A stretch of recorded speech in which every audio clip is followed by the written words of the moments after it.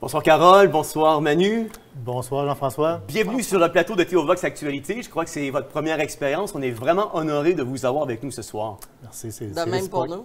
On est vraiment contents. Vous savez, ça va pas bien dans le monde présentement. On voit qu'il y a plein de choses qui se passent. Puis j'avais quelques questions pour vous parce que je vais être capable de faire le portrait sur...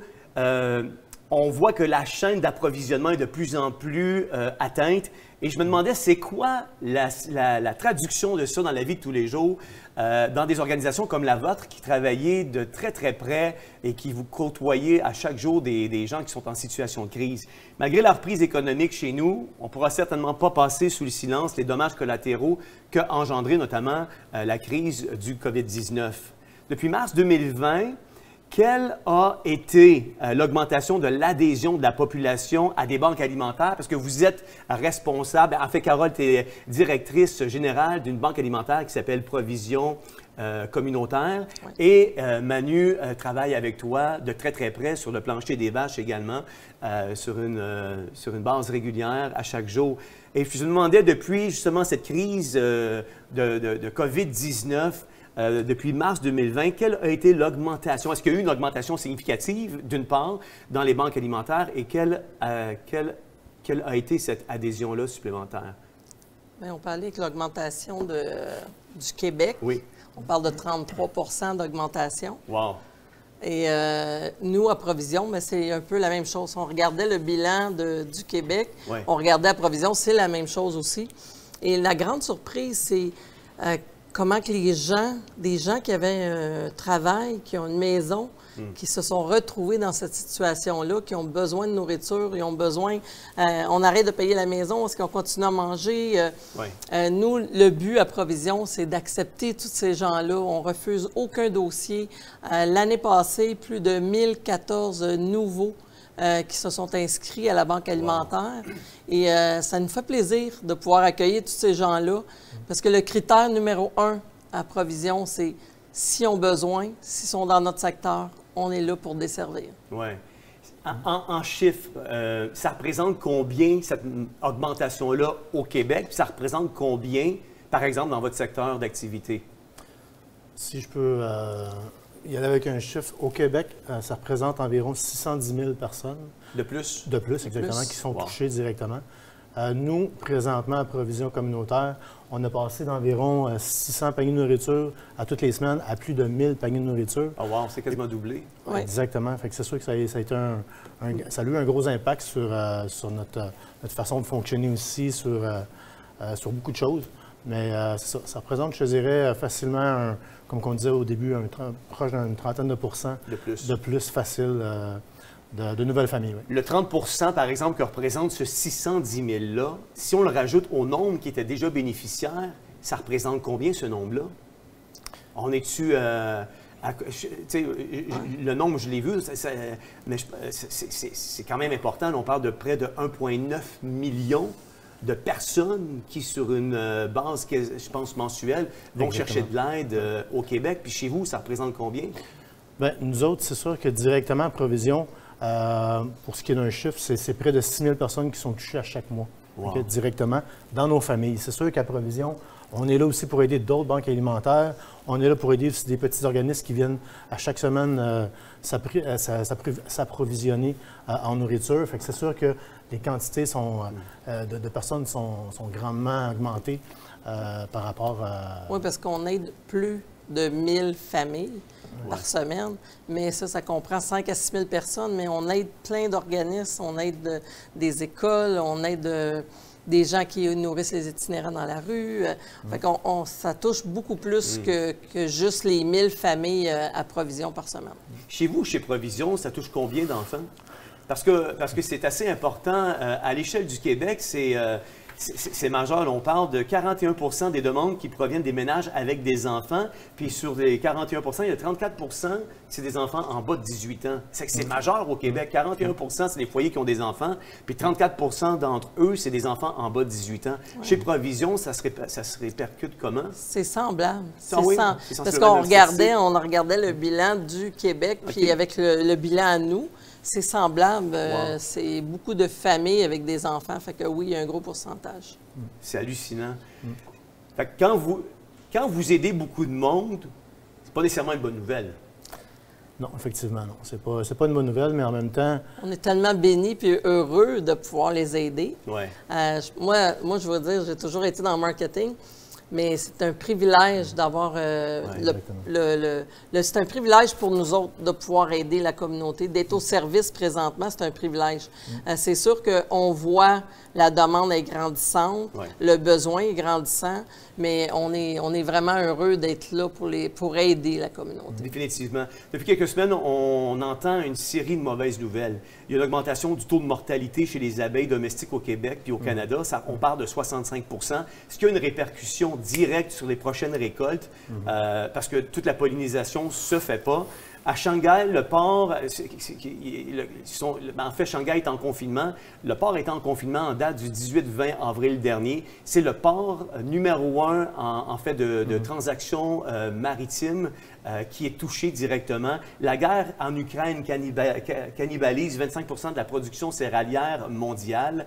L'Indonésie cesse d'exporter l'huile de palme. La Serbie, le Kazakhstan introduisent des quotas sur l'exportation de céréales. L'Inde, qui est le deuxième producteur de blé au monde, interdit toute forme d'exportation de céréales au marché mondial. Comme si ce n'était pas assez, l'inflation atteint des taux et des pourcentages records à l'échelle planétaire.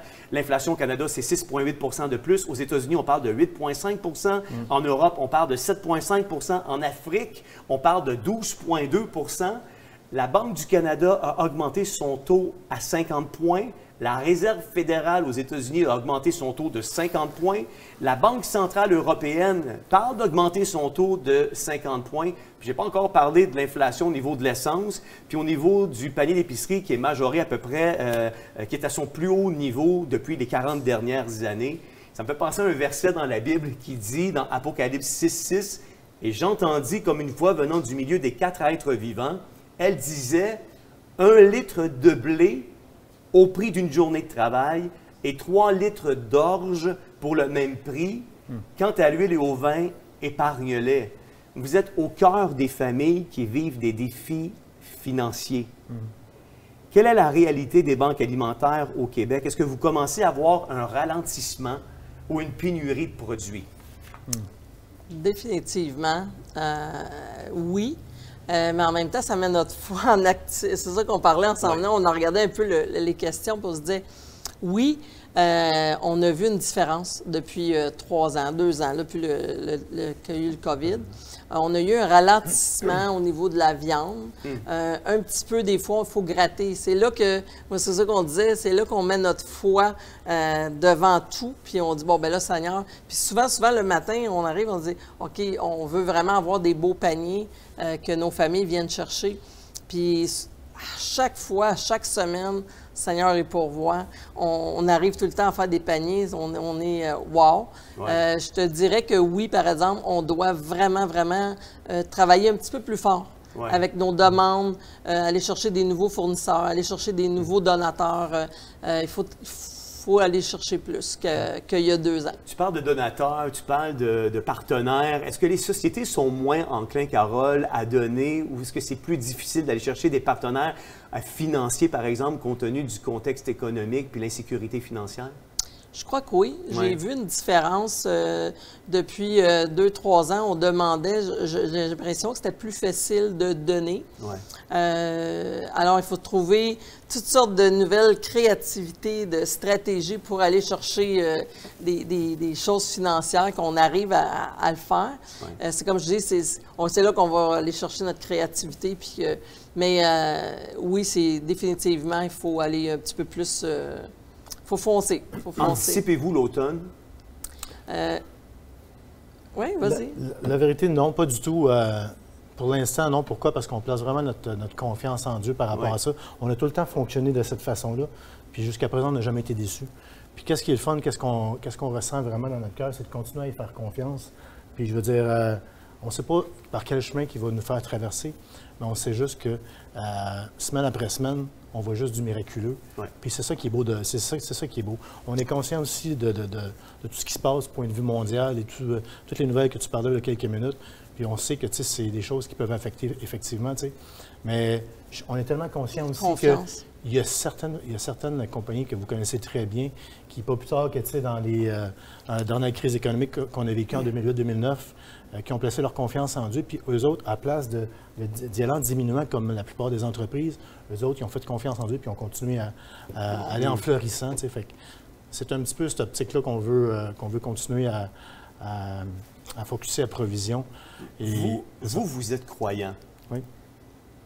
J'imagine que vous côtoyez d'autres banques alimentaires aussi qui n'ont peut-être pas cette foi-là aussi active que vous. C'est quoi sur le plancher des vaches à tous les jours que vous entendez? Est-ce qu'il y a une certaine anxiété? Oui. Est-ce qu'il y a une certaine peur? Est-ce qu'il y a une certaine anticipation à l'automone, justement, avec toutes les nouvelles que j'ai énumérées précédemment? Définitivement. Et c'est là que je réalise de plus en plus comment c'est important d'être attaché à la bonne encre, puis notre foi est en lui. Puis c'est là qu'on voit un petit peu la différence. Mais il y a des gens qui viennent nous voir présentement, là, des bénévoles, des gens qui disent « Je comprends pas, on a travaillé dans d'autres banques alimentaires, puis ils n'ont pas l'abondance que vous avez. » Puis là, il dit « Il y a quelque chose que vous faites ici. » Mais j'ai dit la chose qu'on fait, c'est qu'on fait confiance à Dieu. Ouais. On a mis son dôme sur provision, puis c'est lui qui... Mais oui, définitivement, autour de nous, on sent qu'il y a des gens qui viennent souvent, qui nous appellent, demandent de l'aide, tout ça, puis que... Oui, c'est ça. Si je peux rajouter un petit point, ce qui est beau de voir sur la Rive-Sud de Montréal, du moins, dans notre secteur, c'est qu'il y a 3 grosses banques alimentaires. Donc, Action Nouvelle Vie, Nouvelle Génération, Provision communautaire, bref. Puis, qu'est-ce qui est beau de voir, c'est que toutes les têtes de ces banques alimentaires-là, c'est des croyants. C'est des croyants, puis on dirait qu'à chaque fois que tu places ta confiance justement en Dieu, Dieu bénit. Puis, tu sais, c'est vraiment... je trouve ça vraiment extraordinaire. Puis, une des clés dans tout ça aussi, pour qu'on puisse réussir à passer au travers ces temps difficiles-là, mais dans le fond, c'est de se mettre ensemble, l'unité, et de ne pas travailler l'une contre l'autre ou d'y aller avec un niveau de compétition. Au contraire, l'union fait la force. Puis moi, on va être les premiers provisions à aider une banque alimentaire à gauche, à droite, sachant qu'en retour, tôt ou tard, ça va revenir. Ça va revenir. Fait que, je pense que c'est la façon de travailler. Qu'est-ce que serait votre conseil aux gens qui font face à des défis financiers ou qui auraient peur d'aller vous voir s'ils vivent des besoins? Parce que ça doit arriver, ça, dans la vie de tous les jours. J'ai un exemple typique. Le directeur général d'une entreprise qui perd son emploi, qui est habitué de faire 150, 180 000 par année, puis il se retrouve avec rien. Il est habitué d'être autosuffisant, puis de se fier à ses propres ressources. Puis là, soudainement, s'il veut arriver à rencontrer son budget à la fin du mois, il n'a peut-être pas le choix d'aller voir une banque alimentaire. Qu'est-ce que vous dites à des gens comme ça qui seraient gênés d'aller vous voir? J'aime tellement cette question-là, Jean-François, parce que, dans le fait, on nous a conseillé de faire un livre. Parce que toutes les histoires qu'on a vécues depuis le COVID-19, on pourra faire un livre avec des gens d'affaires, que beaucoup de places ils ont été fermées, qui ne pouvaient pas recevoir de la nourriture. Et nous, on s'avait dit, même s'ils ont été en affaires, ils ont une maison ou ils ont une voiture, on veut dire oui à tout le monde, on veut aider les gens. Et ces gens-là, après, des fois, ça a été pour une courte période de temps. Là. Ça a été juste le temps qu'ils se rétablissent. Ils ont perdu leur emploi, ils ont vécu toutes sortes de choses. Mais il y en a, après 2 mois, 3 mois maintenant, ils donnent du temps à provision. On a une 50aine de bénévoles à tous les jours, des travailleurs qui sont... L'équipe est vraiment extraordinaire, mais beaucoup de gens qui ont venu chercher de la nourriture, puis que maintenant, ils font des heures de bénévolat, ou même ils vont donner des dons à provision, ils vont vouloir nous aider parce qu'on était là pour eux. On a un monsieur avec sa famille, il perdait sa maison. Il perdait tout. Puis il avait fait une demande à 2-3 places, puis il avait été refusé. Puis nous autres, on l'a aidé pour 3 mois. Puis il dit, je sais pas ce que je serais, ça n'aurait pas été de vous autres. Et il dit, écoute, j'aurais probablement m'enlevé la vie. Mais tu sais, c'est des choses comme ça qu'on vit depuis 2 ans et c'est extraordinaire. Absolument. Est-ce que, selon vous, on a encore une perception négative vis-à-vis des gens qui demandent une aide alimentaire? Ou encore, est-ce que les gens s'empêchent d'aller vous voir ou d'avoir recours à votre aide dû à une mauvaise perception? Oui. C'est spécial parce qu'encore aujourd'hui, il y a beaucoup de monde qui ne connaissent pas c'est quoi une banque alimentaire, puis il y a beaucoup de monde qui ne connaissent pas, qui connaissent tout simplement pas provision communautaire, évidemment, mais le privilège qu'ils pourraient avoir tout simplement de demander de l'aide, puis de venir tout simplement me font s'aider avec... C'est quoi le plus gros obstacle qui empêche les gens d'aller vous voir? La fierté, l'orgueil? Bien, je pense que c'est la fierté. Puis je te dirais aussi, chez nous, on a une devise, toute l'équipe ensemble, c'est qu'on est une famille. Fait que quand les gens y arrivent à Provision, on leur dit « Bienvenue dans la famille Provision ». Puis là, les gens nous regardent et disent « Jamais j'ai été accueilli de même quand j'ai été à quelque part ». Et ils se sentent à la maison, ils se sentent aimés, ils se sentent bien. Fait que tout de suite, là, ça passe vite, là, cette étape-là. J'imagine qu'il y a une certaine discrétion aussi que la Banque alimentaire doit avoir envers les bénéficiaires. Nous, on ne demande pas on demande rien. Le seul critère qu'on demande, là, c'est qui est dans le secteur puis qui a besoin. Alors, s'ils nous appellent... Il n'y a pas d'enquête de crédit, il n'y a rien de ça chez vous, là. Non, parce que ça, c'est là que je dis, ils viennent avec la tête, tu sais. Fait que je fais pas d'enquête parce que... Puis je dirais, tu sais, que peut-être qu'il y en a 1 qui va peut-être profiter du système. Ouais. Mais 99 sont dans le besoin, puis ils ont vraiment, vraiment besoin. Fait qu'on veut pas... Qu'est-ce qui est la norme dans l'industrie, Carole? Est-ce que les gens, habituellement, font une enquête, puis ils vont vraiment fouiller dans les bottines des... Oui. Ah oui. Demandent une enquête. Comment de gens nous ont appelés, puis nous ont dit... Ils nous ont fait une enquête parce qu'on avait un petit salaire un petit peu trop élevé, on a été refusés, on aurait pu perdre la maison, on aurait pu perdre l'auto. Mais la minute qu'ils ont une voiture ou ils ont une maison, ils sont considérés comme riches. Fait que si vous avez une voiture et une maison, bien, vous ne pouvez pas venir à une banque alimentaire. Mais on peut aller chez vous. Bien, moi, oui. Parce que c'est un tournant qu'ils vivent. Puis on veut être là dans le tournant avec eux.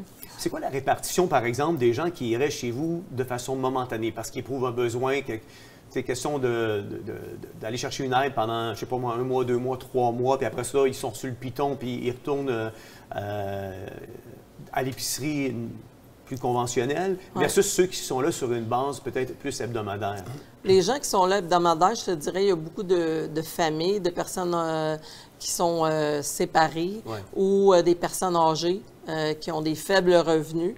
Et ceux qui sont plus en moyen, souvent, il y en a des pas plus en moyen, mais je veux dire, qui travaillent quand même, ils en arrachent.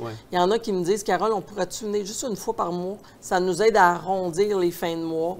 Fait qu'on a beaucoup de clients qui viennent une fois par mois. Le visage de la pauvreté a changé. C'est vraiment, tu sais, depuis plusieurs années, je te dirais depuis peut-être 5-10 ans, c'est vraiment plus la classe moyenne qui en arrache, qui vivent d'une paye à l'autre, puis qui vivent une bad luck, qui vivent simplement une petite période difficile, puis ils sont plus capables, puis ils viennent vers nous autres, puis ils viennent tellement chercher du réconfort, ça leur fait du bien, ça leur enlève un stress énorme financier. Combien de personnes qui venaient et qui me disaient « Wow, j'ai tellement la fierté d'arriver avec un panier de nourriture, puis de remplir mon frigidaire pour mes enfants. J'ai encore cette fierté-là de femmes puis d'hommes qui disaient ça. C'est incroyable, tu sais, puis c'est ça. Faut pas se priver de cette aide-là parce qu'il y a certaines personnes qui disent, en terminant, mais il y a certaines personnes qui disent « Ah, je ne veux pas venir dans une banque alimentaire, je ne veux pas voler la nourriture à quelqu'un d'autre. » Mais c'est un mensonge. C'est totalement faux. Vous ne volez pas la nourriture à personne, au contraire, on n'en manque pas de nourriture. Fait que gênez-vous pas, puis venez nous voir à Provision. On est capable de vous aider sans problème. Bien justement, pour aller te voir comment on s'y prend pour avoir recours à vos services, s'il y a des gens qui nous écoutent et qui seraient dans le besoin. Ils peuvent aller écrire sur le site web aussi, mais provision.org. Provision avec un S. Communautaire? Non, juste provision.org. Ils vont arriver direct sur le site web. Provision avec un S.org. Oui, tout est là, les informations, numéro de téléphone. On fait les inscriptions pour les nouveaux du lundi au vendredi, l'avant-midi. Et l'après-midi, on fait les distributions. Puis ça représente combien de distributions? 4 distributions du mardi au vendredi, qui est 250 paniers environ par jour. Wow. Alors, c'est nos 1000 paniers par semaine. 1000 paniers, puis ça touche à peu près 5-6 000 personnes par semaine. À toutes les semaines. Et souvent, on donne 1000 paniers, puis comme Manu a dit, on est là pour aider les gens. On a beaucoup d'aide de plusieurs organismes, Costco, etc., et IGA, et plein de compagnies qui nous aident. Et après qu'on a donné nos 1000 paniers, on pourrait en donner un 200 de plus. C'est pour ça qu'on dit, comme Manu dit, gênez-vous pas, si vous avez besoin, on est là. Puis, La dernière question, c'est qu'est-ce qui est le plus difficile à avoir? Présentement, je te dirais la viande. La viande.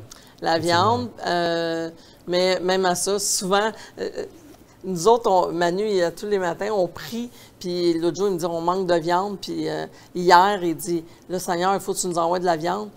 Puis on a eu un appel d'un fournisseur, je ne dirais pas le nom, mais on a eu un appel d'un fournisseur, on avait 155 rendez-vous hier 155 paniers. Et le fournisseur nous a donné 155 morceaux de viande, mais des morceaux là, à 30-40 piastres. Wow. C'était pas des petits morceaux de viande. Fait que Wow, toutes les c'est familles ont eu un beau morceau de viande qui vont faire plusieurs repas avec. Fait que ça, c'est des choses qu'on vit à Provision, mais pratiquement tous les jours. Wow. Wow. Ben, en tout cas, merci pour votre générosité. Merci d'être venu nous peindre une image un peu plus actuelle de ce qui se passe sur le Merci, plancher. Jean-François. On l'apprécie beaucoup. Merci de ton invitation. C'était Merci. apprécié. Bonne fin de Merci. soirée. Merci. Yes. Vous voyez, je trouvais ça important ce soir de vous entretenir justement sur l'image ou le visage de cette pauvreté-là qui s'accentue de jour en jour, de semaine en semaine. Et je pense que c'était important de faire ce topo-là parce qu'avec toutes les nouvelles qu'on entend, puis je les ai énumérées précédemment, vous les avez entendues, je n'ai pas besoin de toutes les répéter. C'est quand même majeur ce qui se passe. La chaîne d'approvisionnement, elle est vraiment atteinte et ça a des répercussions. Juste les 65 de plus de décès chez les abeilles domestiques à travers le Canada, ça a des répercussions qui vont être gigantesques aux prochaines récoltes cet automne. Et c'est pour ça qu'on doit tout faire pour supporter ces organisations-là, ces banques alimentaires-là, ces associations de banques alimentaires-là, à travers le Canada, justement pour pouvoir, et à travers peut-être les différents pays où vous avez cette même infrastructure-là pour pouvoir aider les gens qui vivent des défis. Moi, je vous encourage à justement semer dans ces organisations-là parce qu'ils font vraiment la différence dans des temps qui sont extrêmement difficiles.